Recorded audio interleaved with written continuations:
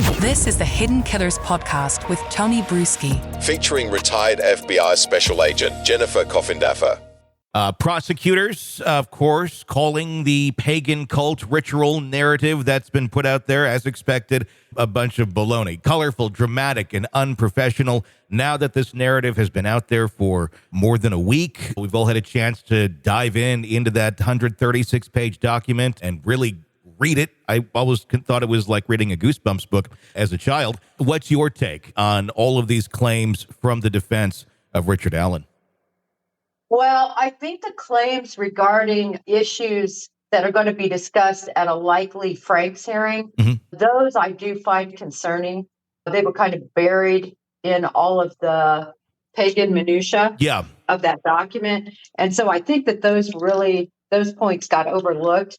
But basically, I think they're going to put these officers on the stand, and they better be able to explain their statements, explain that probable cause affidavit that they prepared. But it's so hard to get probable cause to find items from a crime that was committed years earlier. Because how can you say those items are going to be at the house after all those years if you don't refresh the PC, we call it?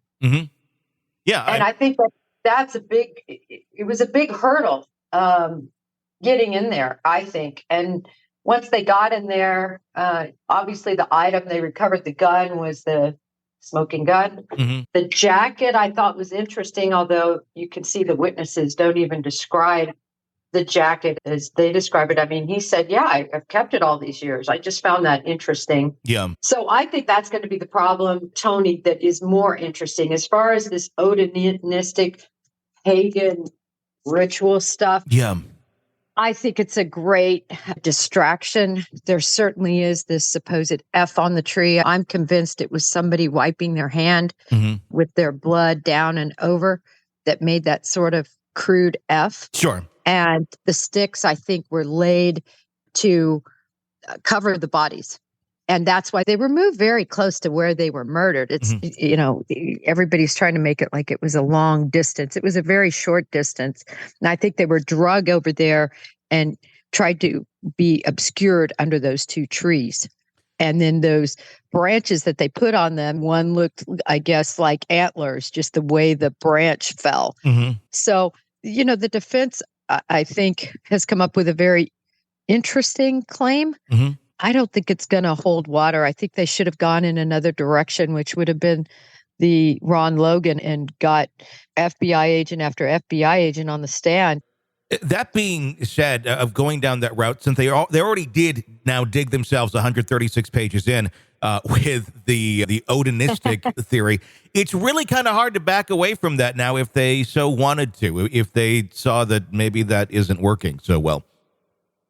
No, I agree with you. And the biggest problem I see is it doesn't comport with Bridge Guy. We don't see a passel of guys in hoods that I think everybody's sort of picturing, these Odinistic worshipers that are involved in this. And so it's just not comporting with the evidence that's already there. There's not individuals that were on the path or witnesses that they have that said, listen, there was this pack of 5 guys. And in addition, I believe the main person they have pegged has a alibi, unless that's changed from the past. He had an alibi. Yeah, I mean, because they were pointing out some specific names that were all cleared very early on, and they're kind of trying to bring those back. I am curious to know just why did they clear some? Did they have enough to clear them? Was this a narrow-minded search or a decision to go after Richard Allen? I don't know, because you try to look at both theories here and go, what are the odds that the CVS pharmacy worker is going out for a walk and he just randomly decides to kill 2 young girls on that walk, which he voluntarily said he was on and where he was, which he didn't have to do?